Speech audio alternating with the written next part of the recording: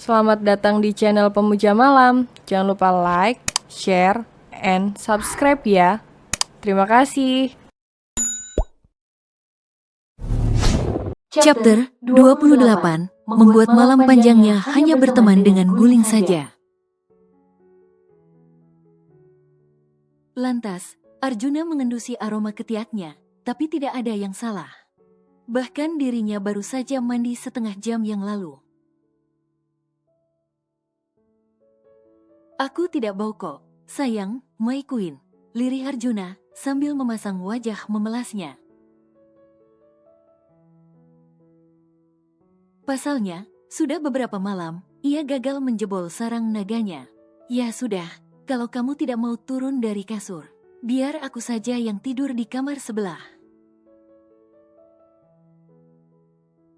Susi yang hendak turun segera ditahan oleh Arjuna. Tunggu, apa aku ada salah padamu? Katakanlah, jangan membuatku bingung dengan sikapmu. Cecar Arjuna, yang benar tak habis pikir akan perubahan sikap istrinya itu. Kamu tidak salah apa, hanya saja aku tidak suka di dekatmu. Baumu membuatku kesal.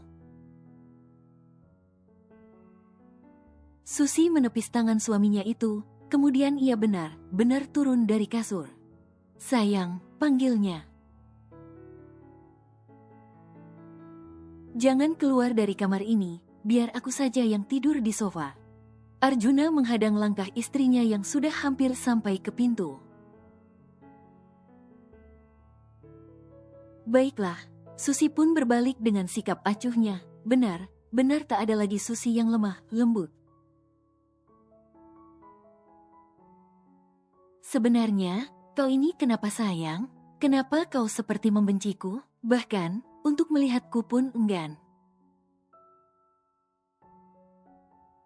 Arjuna menatap punggung istrinya itu dengan raut wajah yang begitu sendu. Pulang kerja, bukannya disambut dengan mesra, justru sikap dinginlah yang ia terima. Setelah rahim Susi dinyatakan sembuh oleh dokter, maka sebulan kemudian Arjuna mengajak sang istri kembali ke negaranya. Di saat itulah, Arjuna kembali dengan kesibukannya, mengurus 2 perusahaan, serta memantau sesekali perkebunan coklat mendiang kakeknya. Perusahaannya berkembang kian pesat di tangan dingin kedua asisten multiguna miliknya. Kini, nama Arsa Company dan juga Coco Ing mulai diperhitungkan oleh perusahaan besar. Nih, biar kamu gak kedinginan. Susi menyerahkan selimut serta guling pada Arjuna. Jadi, aku cuma boleh meluk guling kamu aja, tanya Arjuna dengan nada lemas.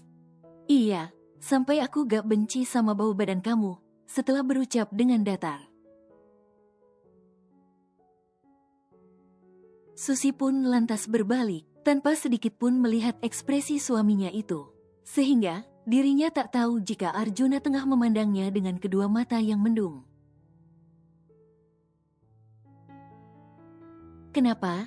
Tiba aku ingin menangis sih. Aku merasa dicampakkan. Padahal, aku sudah 3 kali mandi sejak sore tadi. Hah, yang benar saja. Arjuna mendesah dalam resahnya. Langkahnya terlatih dan lunglai. Apalagi, ketika pintu kamar ditutup rapat, mendadak harinya serasa berdenyut nyeri. Sumpah, ini aku benar ingin menangis. Cih, sejak kapan kau secengeng itu? Arjuna menyeka air yang telah menggenang di ujung matanya. Cih, apa aku benar menangis? Gumamnya, seraya berdecak sebal. Ternyata, hatiku lemah ketika kau acuh dan bersikap dingin padaku. Arjuna menghela napasnya berat. Ia meluruhkan raganya di sofa, menatap pintu kamar yang tertutup rapat itu. Kemarin, ia masih bisa mengendap setelah lewat tengah malam. Karena saat itu pintu kamar tidak dikunci. Akan tetapi kini, Arjuna hanya bisa gigit jari meratapi nasibnya yang malang. Hai, naga, sampai kapan kita akan tersiksa begini? Jangankan untuk menyentuh sarangmu, merasakan manis bibirnya pun, aku tak bisa. Siapa yang harus aku tanyai soal ini? Gumamnya, seraya memikirkan beberapa nama temannya. Arjuna berteriak frustrasi, sembari mengacak-acak rambutnya. Tak ada satupun nama yang nyangkut di kepalanya. Pasalnya, Arjuna memang tak pernah curhat akan masalah pribadinya dengan orang lain. Sudahlah, tidur saja. Semoga ini semua hanya mimpi. Arjuna pun menutupi tubuh hingga kepalanya dengan selimut.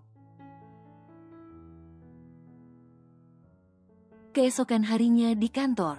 Tuan, kenapa wajahnya ditekuk begitu? Heran Joe, melihat bosnya itu tak seperti biasanya. Begitu lesu dan tak bergairah, bahkan rambutnya seperti tidak disisir. Sejak kapan Tuan menjadi orang yang sembarangan seperti ini? Lusuh dan tidak rapih. Ini pasti ada masalah yang sangat berat. Kepalaku pusing, Arjuna berkata, seraya meremas kepalanya dengan kedua tangannya. Kepala yang mana, Tuan? Kelakar Joe, yang mana membuat bosnya itu langsung naik darah. Meledekku, kau cari mati Joe, geram Arjuna, seraya memandang asistennya dengan tatapan tajam. Saya serius, Tuan. Kan sekarang Anda sudah punya pasangan hidup, kilah Joe. Cepat panggil karyawan yang sudah menikah. Lebih dari 3 tahun, Arjuna memberikan perintah yang tidak bisa dibantah. Joy pun yang faham bahwa keadaan bosnya itu sedang tak baik, tak berani banyak bicara lagi. Ia hanya bisa mengangguk patuh. Baik, Tuan. Asisten serba bisa itu langsung menyusuri lobi, menghampiri divisi keuangan di mana di sana ada beberapa karyawan yang sudah menikah cukup lama. Bos, ada saja. Untuk apa mencari karyawan yang sudah menikah? Kan tahu kalau di sini lebih banyak karyawan laki-laki. Apa bos lagi disuruh puasa sama Nyonya Susi, terus mau melampiaskannya dengan terong? Seketika, Joy menghentikan langkahnya. Apa? Tuan sudah tak waras, decaknya sembari menggelengkan kepala. Coki, panggil Joe, pada salah satu karyawan pria di dalam kubikel mereka. Pak, Joe, ada apa? Kagetnya. Pasalnya ini masih pagi. Tak biasanya, asisten killer ini sidat di saat seperti ini. Siapa karyawan di sini yang sudah menikah dan lebih dari 3 tahun? Tanya Joy dengan nada tegas. Jika di depan para karyawan, maka jiwa kepemimpinannya akan keluar. Beng, panggil pria bernama Coki itu pada kawannya di kubikel belakang. Pria yang dimaksud tengah serius menatap laptopnya. Beng, panggilnya lagi dengan nyaring. Ya, ada apa? Kagetnya, pasalnya, pria itu selalu serius kala bekerja. Apalagi, ini adalah akhir bulan. Saatnya tim keuangan mengakumulasi hitungan. Kau sudah menikah, dan lebih dari 3 tahun? Tanya Joy serius. Iya, Pak, jawabnya gugup. Karena aura Joy begitu kuat. Ikut aku, untuk menemui Tuan Presdir. tanpa memberi penjelasan apapun dan tanpa menunggu persetujuan dari karyawan tersebut. "Apa yang telah kulakukan?" tanya Beng dengan gerakan mulut pada kawan-kawannya. Mereka yang sama tak mengerti hanya menanggapi dengan gelengan kepala cepat bersamaan. "Masuklah, dan ingat, jawab dengan baik dan benar apa yang ditanyakan oleh Presdir atau pekerjaanmu yang jadi taruhannya." Karyawan itu menelan ludahnya susah, lalu mengangguk dengan cepat. Seketika telapak tangannya menjadi dingin dan berkeringat. "Permisi, Pak Presdir." Tuan, Beng yang telah berada satu ruangan dengan pemimpin perusahaan itu, merasa kikuk. Pasalnya, belum pernah ada karyawan divisi yang masuk ke ruangan Presdir ini. "Duduklah," titah Arjuna dengan aura yang membuat tungkai si karyawan bergetar. Kenapa auranya begitu kuat? Sebelah paruku seperti tak sanggup memompa udara. Karyawan tersebut duduk perlahan dengan menundukkan kepalanya. "Jadi, kau sudah menikah lebih dari 3 tahun? Tanya Arjuna. Memulai sesi menggali informasi akan apa yang tengah terjadi dengan istrinya itu. "Sudah, Tuan. Bahkan, kami mau jalan 4 tahun di musim ini," jawabnya, seraya memberanikan diri untuk mengangkat kepalanya. "Selama itu, apa pernah istrimu bertingkah aneh?" tanya Arjuna lagi, kali ini mampu membuat dahi Beng berkerut. "Jawab saja, jika memuaskanku, maka bonus besar menantimu," kata Arjuna ini membuat wajah karyawan di hadapannya bersinar seketika. "Maaf, Tuan, deskripsi anehnya seperti apa? Karena, memang wanita itu sering bertingkah aneh dan membingungkan," jelasnya. Membuat Arjuna kini memajukan tubuhnya. "Jadi, istrimu juga suka bertingkah aneh, lalu mengusirmu untuk tidur di sofa?" tanya Arjuna lagi.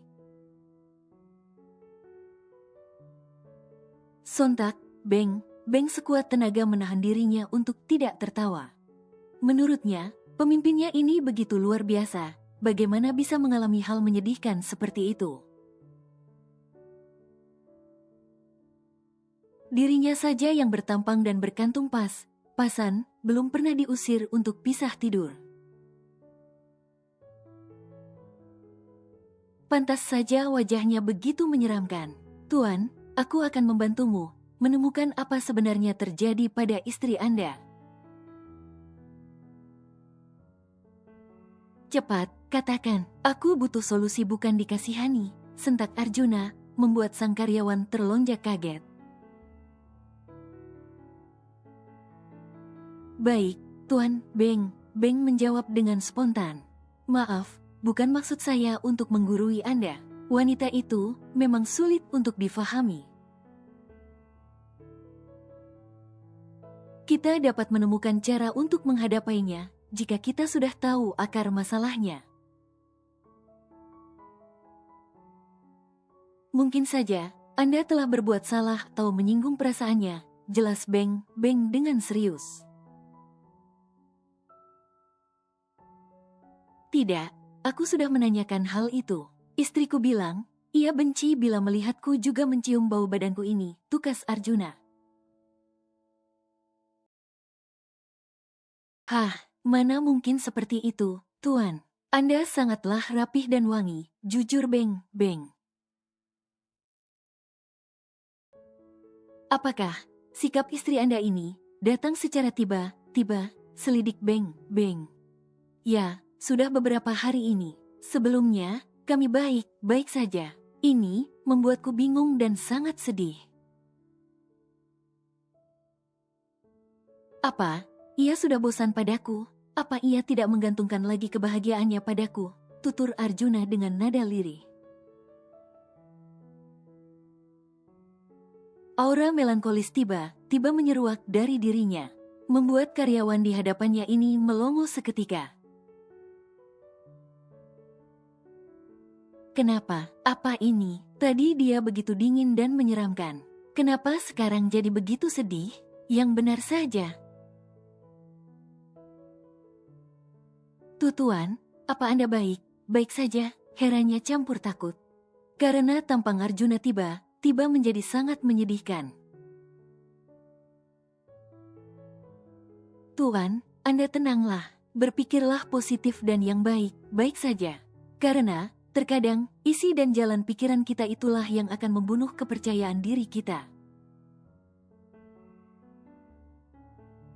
Bukan kenyataan atau omongan dari orang lain, jelasnya, terdengar bijak untuk pria seusianya.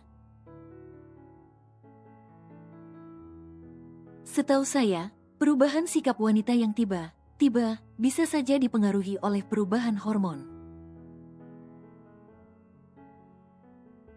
Mungkin, istri Anda dalam mode premenstruasi, jelasnya lagi. Ia berharap jawabnya kali ini akan memuaskan bosnya itu. Apa? Kaget Arjuna. Kemudian dirinya ingat kapan terakhir sang istri kedatangan tamu bulanannya. Tidak, selama ini, istriku tidak pernah bersikap aneh. Meskipun ia sedang dalam mode siklus bulanannya, Arjuna meremas belakang kepalanya. Rasa pusing akhir ini selalu menemani harinya. Semenjak Susi mengabaikan dirinya, membuat malam panjangnya hanya berteman dengan guling saja. Bukan juga ya, Beng pun ikut menggaruk kepalanya yang tak gatal. Ia ikut pusing, memikirkan masalah bosnya. Mana tugasnya juga belum selesai, sedangkan deadline-nya adalah sore ini. Tuan, bagaimana kalau kita bertanya dengan wanita yang sudah menikah? Saya rasa itu lebih tepat. Saran Beng pada bosnya itu. Karena dirinya ikutan bingung juga, seakan ia berada di posisi Arjuna. Baiklah, tapi siapa wanita itu? Apa karyawan wanita di sini ada yang sudah menikah? Cecar Arjuna. Bukan pada karyawan sini, tapi dengan istri saya. Bagaimana? Tawar Beng. Mencoba memberi solusi, karena urusan wanita, biasanya yang tahu juga ya, kaum sejenisnya. Telepon dia sekarang juga. Aku akan mengganti pulsamu, titah Arjuna tak sabaran. Lalu Beng mengeluarkan ponselnya dan segera menghubungi istrinya itu. Loudspeaker, perintah Arjuna kemudian, ketika sambungan teleponnya diangkat oleh yang bersangkutan. Halo, sayang, sapa Beng kikuk. Pasalnya baru kali ini, ia berbicara dengan istrinya di hadapan orang lain, itu pun bosnya sendiri. Iya, sayang, kau kenapa gugup? Apa kau sakit? Tanya seorang wanita di seberang telepon. Tidak, aku baik saja. Beng bicara, sambil sesekali melirik ke arah bosnya itu. Ketika tatapannya bertubrukan dengan tatapan tajam dari Arjuna, ia seketika merasa tenggorokannya tercekat. Ada yang ingin kutanyakan padamu. Sebenarnya, aku ada di ruangan Pak Presdir. Sayang, apa kau telah melakukan kesalahan? Tolong jangan sampai kau dipecat. Kau tahu kan aku sedang hamil besar. Sedangkan anak pertama kita masih sangat kecil, cecar wanita itu. Tentu tidak sayang, jika kau bisa menjawab pertanyaanku, serta membantu masalah Pak Presdir. Jelas Beng pada sang istri. Kalau begitu katakan, ada masalah apa? Apa yang bisa kubantu? Tanya wanita hamil itu dengan risau. Istri, Pak Presdir mendadak bersikap aneh. Mengusir Tuan tidur di sofa, lalu mengatakan kalau ia tidak mau melihat suaminya. Karena benci di dekatnya juga tidak suka bau suaminya. Apa kau bisa menjelaskan apa yang sebenarnya terjadi? Beng mulai risau dan panik karena Arjuna terus memperhatikannya serta mendengar obrolan mereka dengan seksama. Apa istri Pak Presdir sedang hamil? Kau ingat tidak, ketika aku hamil anak pertama kita? Aku juga membencimu, sampai aku harus menginap di rumah ibu selama sebulan. Ternyata, anak kita adalah seorang laki yang tampan. Sedangkan, hamil yang kedua ini, aku selalu ingin berada di dekatmu. Karena itu jangan pulang larut malam. Jelas istri Beng panjang kali lebar. Membuat kening Arjuna berkerut dan sudut bibir yang melengkung tajam sesudahnya. Baiklah, sepertinya kami sudah menemukan jawabannya. Doakan pekerjaanku lancar hari ini, agar aku bisa cepat pulang dan menemanimu. Sampai jumpa, istriku. Beng pun mengakhiri panggilannya sepihak, sebelum sang istri mengucapkan kata mesra yang akan membuatnya malu. Tuan, bagaimana? Apakah Anda puas dengan perakiraan dari istri saya? Tanta Beng penasaran. Aku sangat puas. Kau bisa kembali ke divisimu dan selesaikan tugasmu. Jika ada masalah yang memberatkan tugasmu hari ini, sebut saja, kau sedang berurusan denganku. Maka, pengawas divisimu tidak akan berani macam-macam. Jelas Arjuna, membuat wajah tegang karyawan di hadapannya sirna seketika. Baiklah, Tuan, terima kasih, ucapnya seraya berdiri dan menundukkan kepala tanda mohon undur diri. Aku akan menepati janjiku. Jika saja perakiraan istrimu benar, maka seluruh biaya persalinan serta kebutuhan anak keduamu akan ku tanggung sepenuhnya. Kata Arjuna barusan, sontak membuat Beng sangat senang dan bersemangat. Saya doakan, semoga istri Anda benar sedang hamil. Beng kembali menundukkan kepalanya. Lalu, pria itu keluar dari ruangan dengan senyum lebar menghiasi wajahnya. Tuan, apa sudah selesai? Tanya Joy yang baru saja masuk. Joy, hubungi Dokter Marina di rumah sakit XX di negara K, tempat di mana Susi berobat.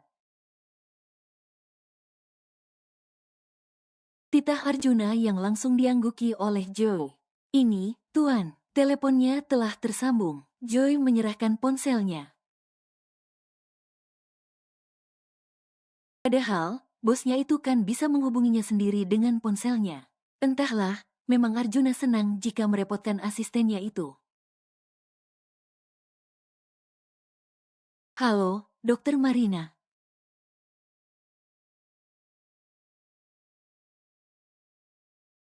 Sayang, panggil Arjuna, ketika dirinya telah masuk ke dalam apartemen.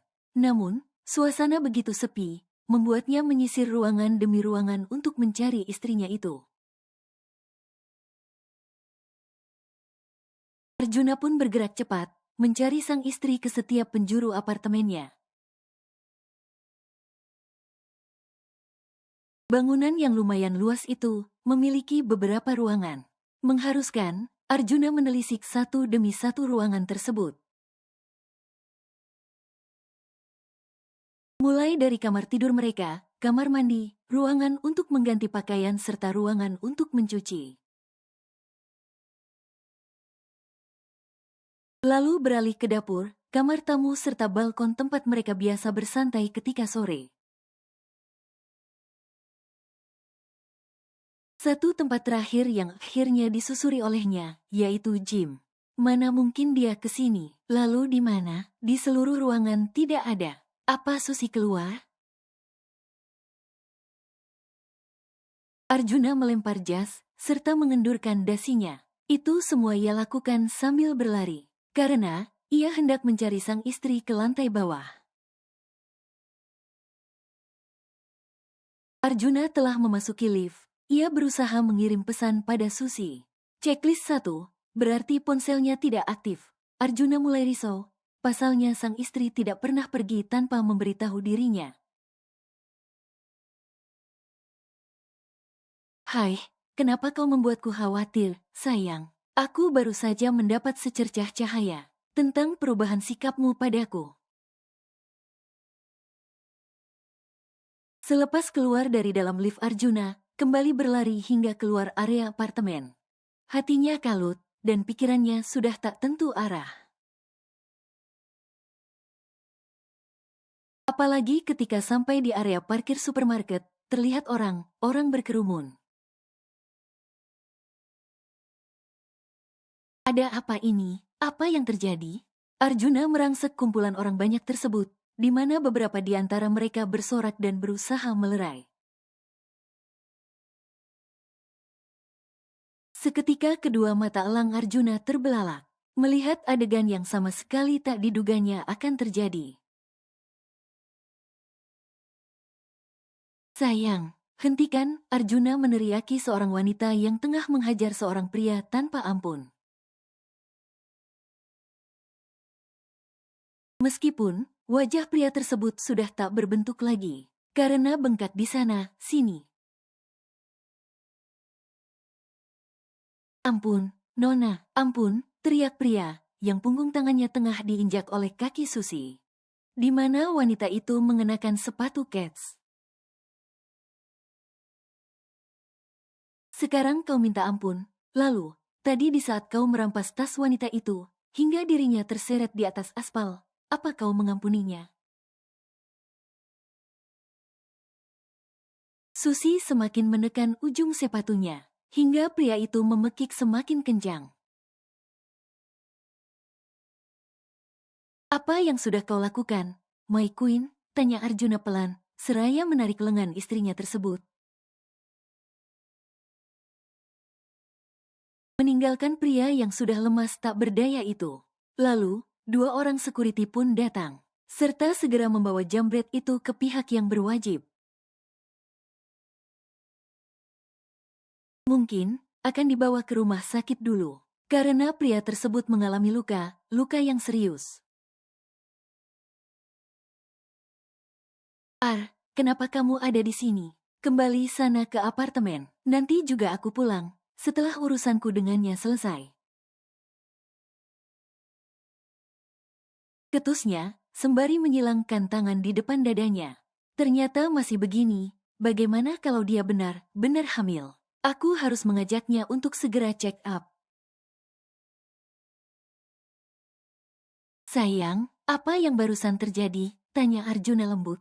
Hanya menghajar jambret itu, tunjuk Susi dengan santai. Tak ada kelelahan atau ketakutan di wajahnya. Apa, kau menghajarnya? Seorang diri, pekik Arjuna, heran. Bagaimana bisa istrinya itu melakukan hal sebesar itu? Bukankah Susi tidak memiliki ilmu bela diri, juga tidak pernah berkelahi? Pikirnya. Kalian semua, kenapa diam saja, membiarkan istri saya menghajar penjahat sendirian? Teriak Arjuna pada warga yang menonton kejadian itu. Tatapan mata elangnya nyalang, menyiratkan amarah yang khawatir menyatu. Tentu saja, aku yang menghajarnya. Pria sampah seperti itu harus diberi pelajaran, ucap Susi dengan gemas. Satu tangannya ditumbukkan pada telapak tangan yang lain. Arjuna kembali menoleh ke arah Susi, kepala serta dadanya berdenyut nyeri bersamaan. Tapi, apa kau harus melakukannya? Bagaimana jika dirimu terluka? Kenapa juga keluar rumah tidak menungguku pulang? Cecar Arjuna dengan nada khawatir yang tersirat dari nada bicaranya.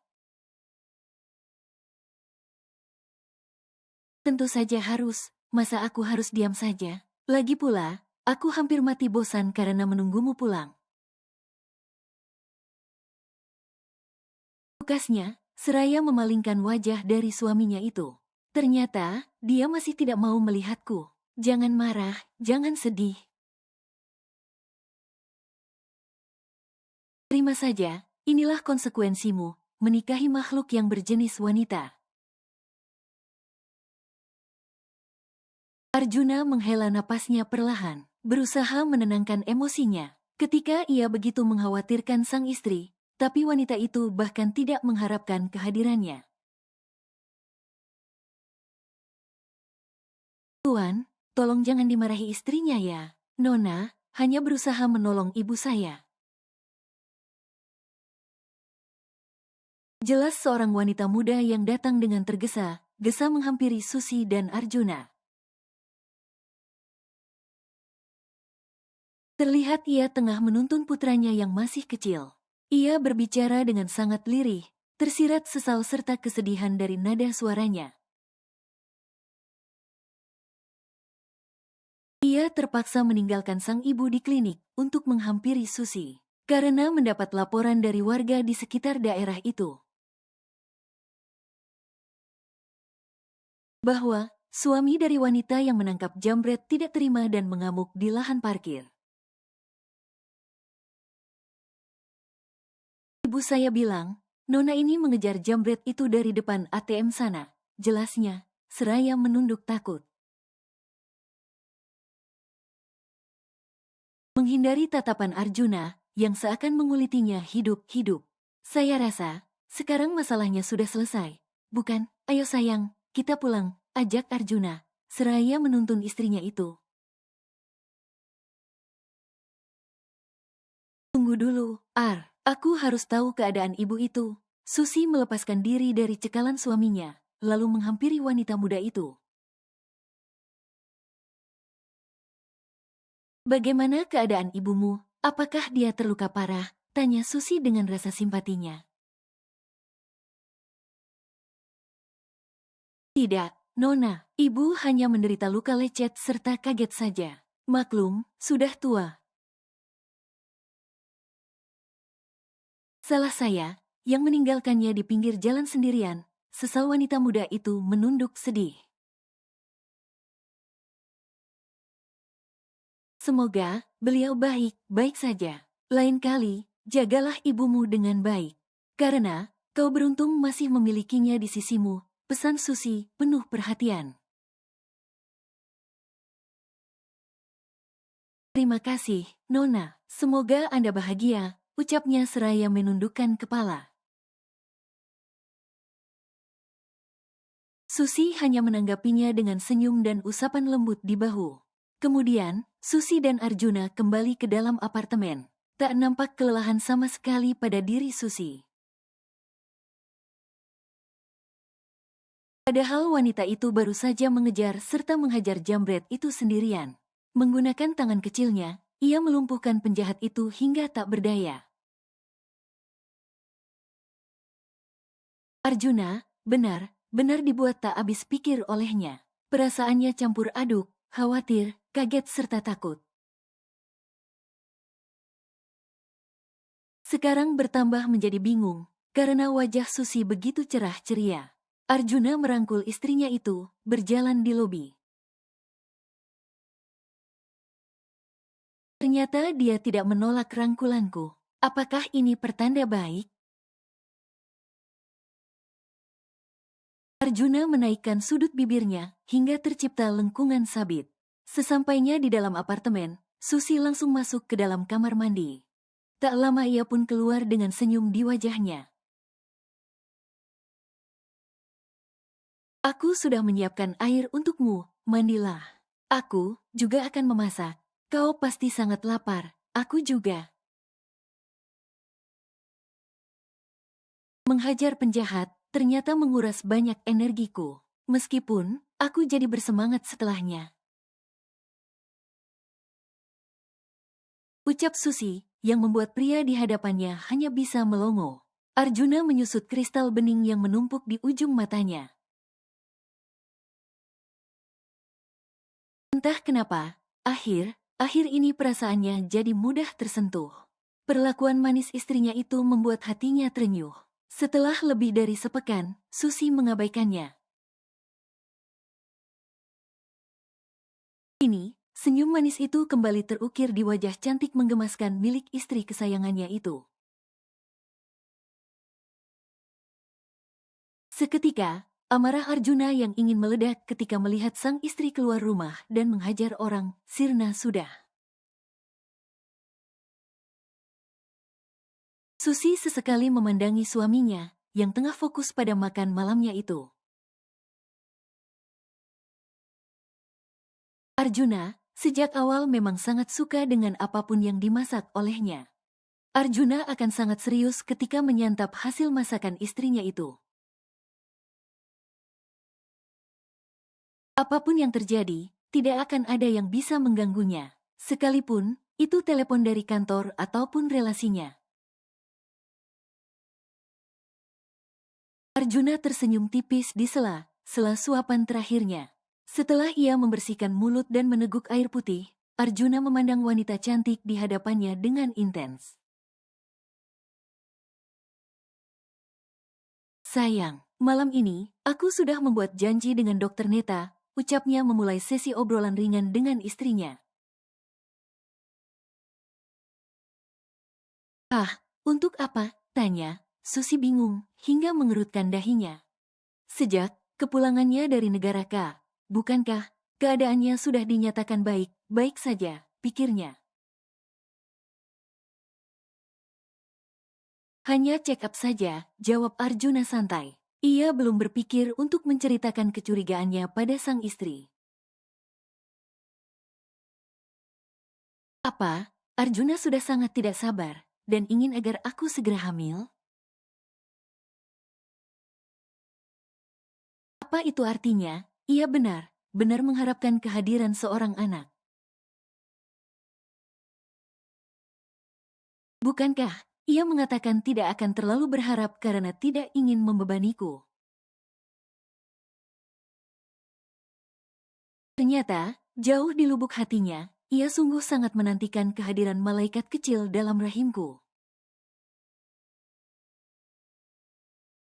Baiklah, terserah kau saja, ucap Susi datar. Ia merasa sedikit kecewa. Pikirnya, Arjuna hanya berpura-pura santai saja selama ini. Tapi, ternyata pria itu sangat berharap.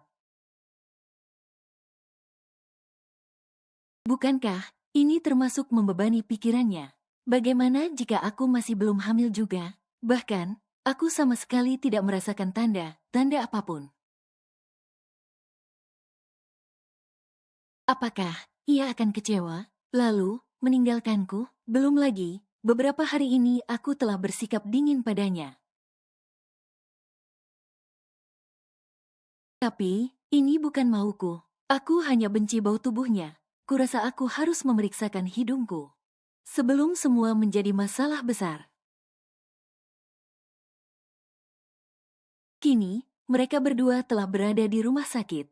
Dokter Neta agak sedikit terlambat. Karena, di ruangan operasi ada kejadian urgen yang mendadak. Kebetulan, malam itu hanya dirinya lah dokter obgyn wanita yang bertugas sebagai dokter jaga. Susi merasakan area di sekitar telapak tangannya menjadi dingin serta berkeringat. Hatinya mendadak risau dengan segala kemungkinan yang berseliweran di dalam kepalanya. Jangan gugup, santai saja, ucap Arjuna lembut, berusaha menenangkannya. Meski jarak duduk mereka berjauhan. Karena Susi akan spontan menutup hidung ketika Arjuna mendekat padanya.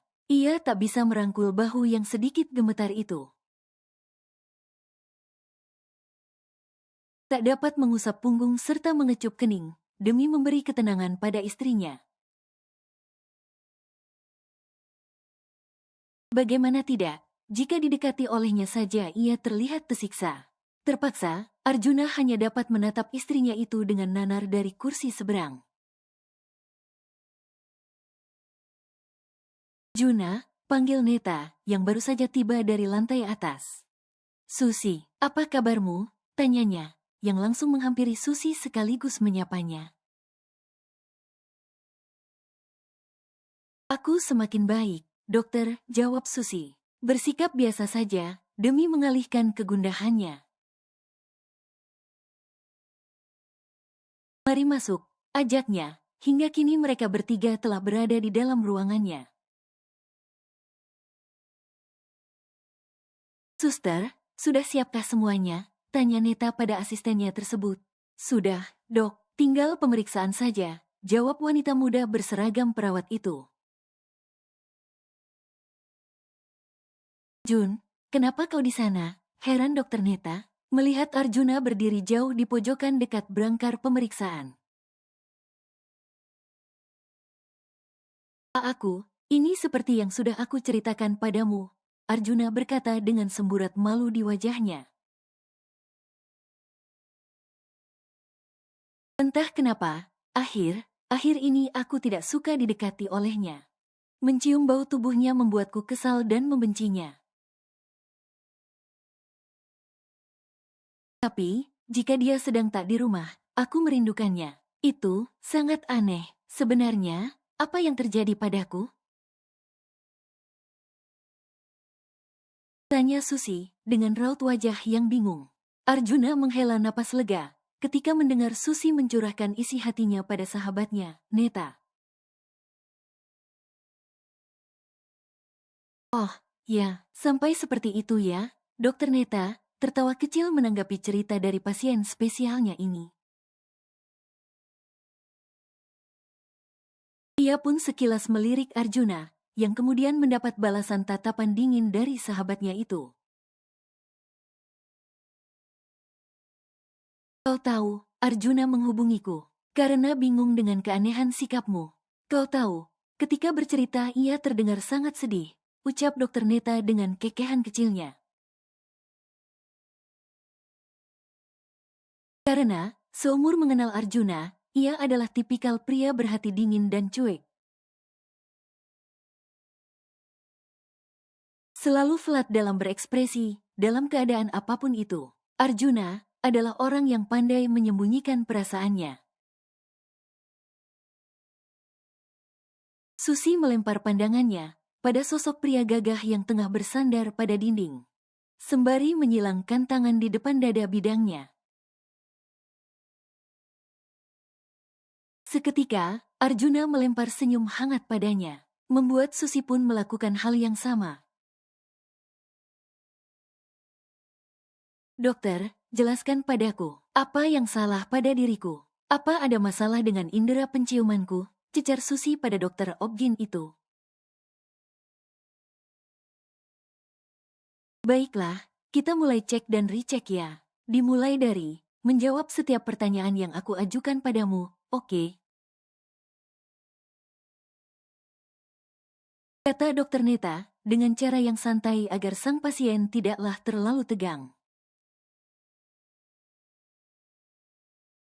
Tanyakanlah, aku akan menjawabnya dengan jelas dan benar. Susi menjawab sembari mengangguk dengan cepat. Sejak kapan kau mulai membenci bau tubuh suamimu? Sang dokter memulai sesi pertanyaan. Sejak sepekan lebih yang lalu, aku juga bingung dengan perasaanku ini. Aku benci ketika ia mendekatiku, benci dengan bau tubuhnya. Akan tetapi, tidak melihatnya seharian membuatmu kesal. Aku sampai menghajar orang beberapa saat yang lalu. Tutur Susi jujur, mengutarakan apa yang ia rasakan saat ini. Kau apa? Menghajar orang? Heran dokter wanita tersebut. Ia pun melirik Arjuna, meminta penjelasan. Sementara, pria gagah tersebut hanya menganggukkan pelan kepalanya. Seorang jambret penjahat merampas tas wanita tua yang berdiri di pinggir jalan. Hingga wanita itu terseret di atas aspal. Karena ia berusaha mempertahankan barang miliknya, jelas Susi santai. Merasa bahwa aksinya biasa saja. Akan tetapi, ia heran. Kenapa wajah dokter dan juga asistennya sampai melongo begitu? "Kau ini, apa itu termasuk berlari dan memukulinya?" tanya Neta memastikan. Masa iya, dengan tubuh ramping dan tangan yang cantik serta ramping, Susi dapat menghajar penjahat pria? Iya, begitu. Awalnya aku ingin membeli rujak di pinggir jalan sana. Melihat kejadian itu, sekalian saja kulampiaskan rasa kesalku dengan mengejar jambret lalu menghajarnya tanpa ampun. Setelahnya, perasaanku menjadi senang. Seakan ada beban yang terlepas dari dalam diriku, tutur Susi. Ia bercerita dengan sesekali menggerakkan kepalanya ke udara. Membuat Arjuna di ujung sana meringis, membayangkan tangan kecil itu meninju pria bertubuh kasar tadi. Periksa, apakah kulit tangannya lecet, titah Arjuna, yang tengah memperhatikan wanitanya dari pojokan. Bukan hanya tangannya, aku akan memeriksanya secara keseluruhan, timpal Dokter Neta. Boleh tahu, kapan terakhir kau datang bulan? Tanyanya lagi serius. Aku lupa, coba tanyakan padanya, tunjuk Susi pada sosok yang menatapnya dengan tatapan mendamba di pojok sebelah lemari. Yang datang bulan, kan dia, kenapa harus kutanyakan pada suaminya? Sementara yang ditunjuk, hanya bisa garuk kepala tak gatal. Kenapa juga harus ia yang harus menjawabnya? Maaf, Susi, kenapa aku harus menanyakan padanya? Sementara yang mengalami, kan hanyalah wanita, yaitu dirimu, ucap dokter wanita itu sedikit meringis. Karena, dia yang hafal kapan liburnya, jawab Susi santai. Libur? Libur apa maksudnya? Dokter yang belum menikah itu semakin bingung dibuatnya. Libur, naik kuda lumping, bisik Susi, membuat kedua mata Neta membola. Hah, sejak kapan Juna menjadi pemain debus? Tanya Neta polos. Dirinya benar tak paham arti kalimat kiasan yang digunakan oleh Susi. Duh, Susi menepuk keningnya pelan. Begini ternyata kalau bicara dengan perawan. Kiasan tak mempan, harus menjelaskan secara gamblang. Dokter, benaran tak mengerti apa yang kumaksud, tanya Susi dengan menaikkan sebelah alisnya. Tidak mengerti, jadi tolong jelaskan dengan benar, gemas Neta. Meski senyum manisnya tak bergeser dari bibirnya. Haish, dok, sini. Susi mendekatkan wajahnya ke arah Neta untuk membisikkan hal yang ingin diketahuinya. Neta pun mendadak tersedak oleh ludahnya sendiri. Setelah mendengar penjelasan secara detil dan rincin dari Susi. Ternyata, semenjak menikah mereka terus melakukannya setiap hari. Libur kalau wanitanya datang bulan saja. Jadi, Juna lebih hafal siklus itu. Karena itulah masa yang membuatnya kesal dan menjadikannya uring-uringan. Sedangkan Susi, ingat terakhir ia datang bulan adalah ketika tak lama mereka sampai di negara K. Apakah mereka tidak lelah dan bosan? Haruskah melakukannya setiap hari? Neta sekilas memijat pangkal hidung mancung miliknya. Sebelum itu, ia menurunkan dahulu kacamata yang bertengger manis di sana.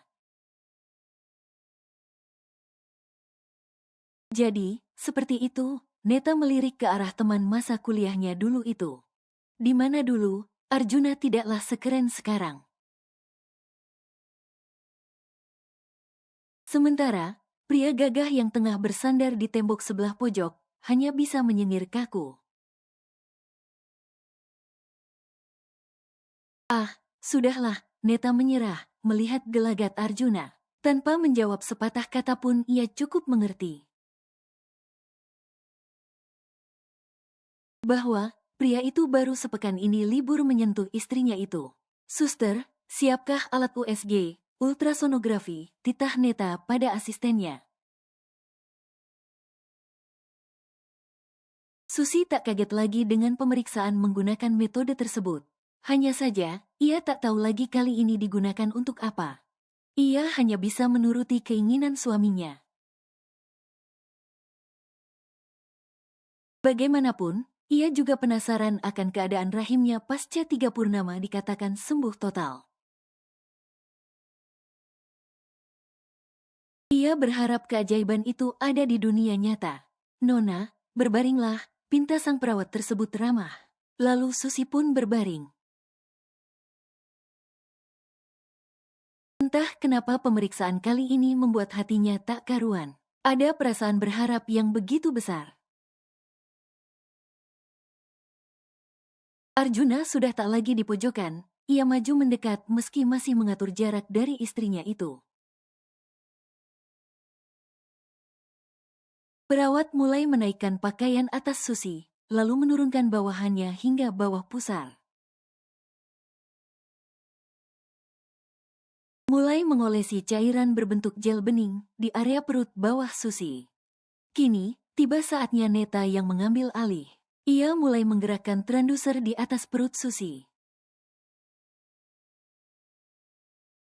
Dok, sewaktu di luar negeri, alatnya dimasukkan ke dalam. Susi tak meneruskan kata, katanya, ia sebenarnya malu meskipun yang melakukannya sesama wanita. Itu, namanya USG transvaginal, Neta menjelaskan sembari melakukan kegiatannya. Tak lama kemudian, wajahnya terlihat berseri, dengan senyum lebar yang menghiasi wajah cantiknya. Susi, Juna, lihatlah, pekiknya girang. Apa, Susi dan Arjuna ikut memekik bersamaan. Bahkan, Arjuna tak sadar telah mendekati brangkar tempat Susi berbaring. Lihatlah, ini, Neta menunjuk layar monitor di hadapannya, di mana menampilkan gambar serta angka yang tidak difahami oleh selain ahli di bidangnya. Itu apa? Mana aku mengerti. Neta, protes Arjuna yang sudah dibuat panik oleh pekikan nyaring si dokter kandungan. Apa kalian tidak melihatnya? Heran Neta, kenapa jadi dirinya yang heboh sendiri? Lihat apa? Dok, jangan membuatku takut dan penasaran, tukas Susi yang ikut memiringkan tubuhnya. Hei, kau jangan bergerak. Diamlah, perintah Neta mengembalikan Susi pada posisinya. Kemudian ia kembali menggerakkan alat di atas perut Susi. Juna, mendekat dan lihatlah, tunjuk Neta pada gambar yang terdapat di layar monitor. Sebuah gambar 4D yang bergerak-gerak.